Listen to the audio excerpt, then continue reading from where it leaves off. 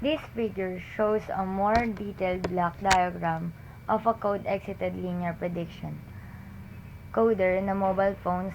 The analog speech input is sampled in a 8 kilohertz with an 8 bits allow device. The 8 bits allow format is converted to 13 bits linear format using the methods and the table defined.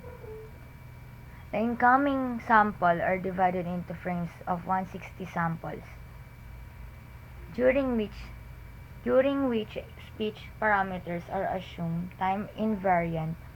The frame length of 20 plus the signal processing time on the handset and the delay of at the network determine the transcoding delay of the communication system. The coder compresses an input frame of 160 13 bits pulse code modulation samples to a frame of 260 bits. This is a compression of ratio. The speech coder of a figure consists of the following section: pre-processing high-pass filter. This is a second-order high-pass filter for removing unwanted low-frequency components below 80 Hz. The filter transfer function is given by. This result is from this diagram. A voice pitch segment, its frequency spectrum showing the harmonic structure, not sampling frequency, was 16 kHz, and its autocorrelation function picks the integer multiples of the period of a voice pitch.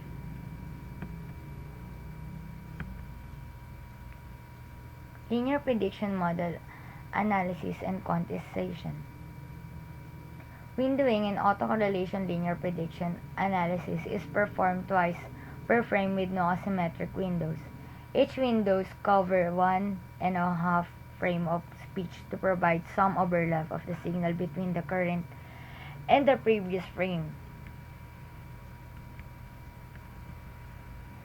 Decoding and resynthesis of coded speech.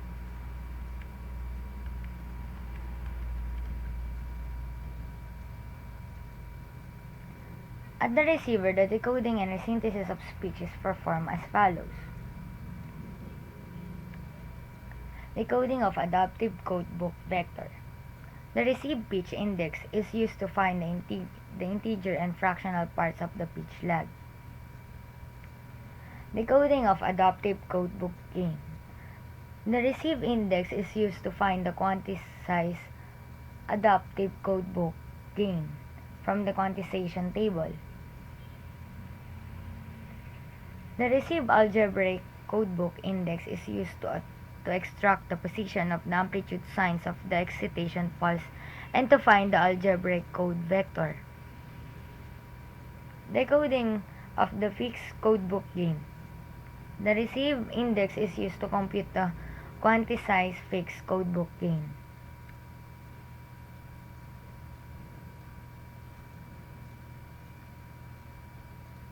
This is a speech recognition system diagram.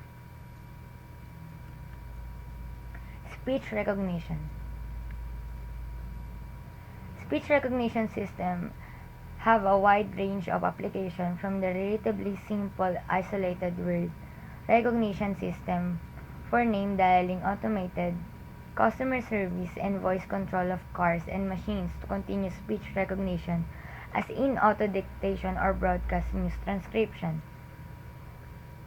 The figure shows the outline of a typical speech recognition system. It consists of three main sections. The first is a front-end section for extraction of a set of spectral temporal speech features from time domain and speech samples. The speech features are derived from the bank of a filter inspired by a knowledge of how the cochlea of an inner ear performs spectral analysis of audio signal. The most commonly used features are cepstrum, features described later in the section. A middle section that consists of a network of a speech model incorporating pre-trained statistical models of the distribution of the speech features, a language model, and a speaker adoption, in each simplest form. For a name dialing system, a speech model consists of a simple spectral temporal template for each word. In more high-performance system, a lattice network incorporates hidden Markov models of speech with language models. Speech decoder, usually based on a brevity decoding method, takes as input of stream of speech feature vector and using network of the acoustic word models, outputs the most likely word sequence. The fundamentals of problem of speech recognition. Like any pattern recognition problem, the fundamental problem in speech recognition is the speech pattern variability. Speech recognition errors are caused by the overlap of distribution of the acoustic realization of different speech units. In general, sources of speech variability are the follows. First is duration variability.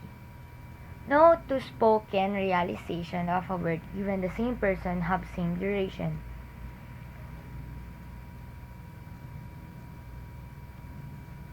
Spectral variability. No two spoken realization of a spectral word even the same person have spectral temporal trajectory.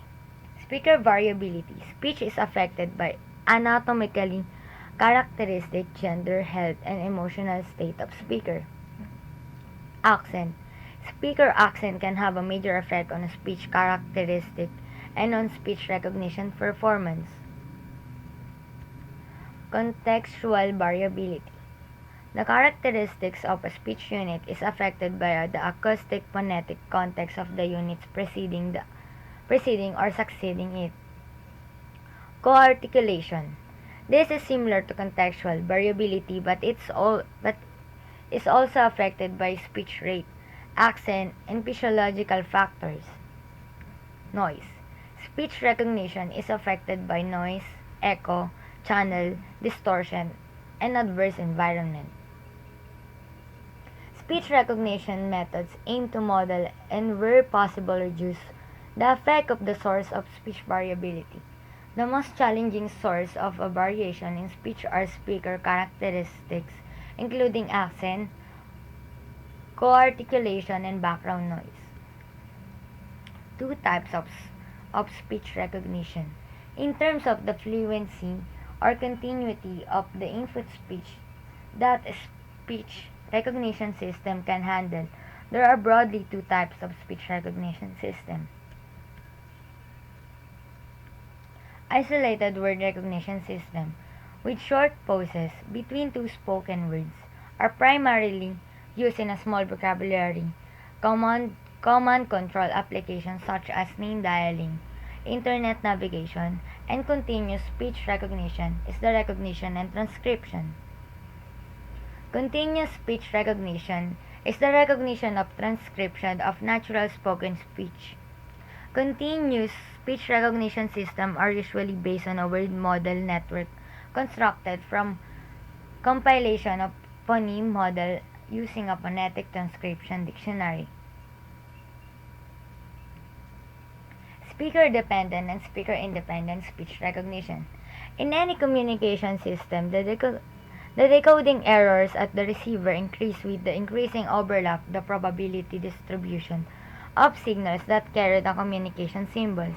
In a speaker-independent speech database, the effect of variation of different speakers' characteristics result in higher variances and hence broader probability distributions of speech features. Broad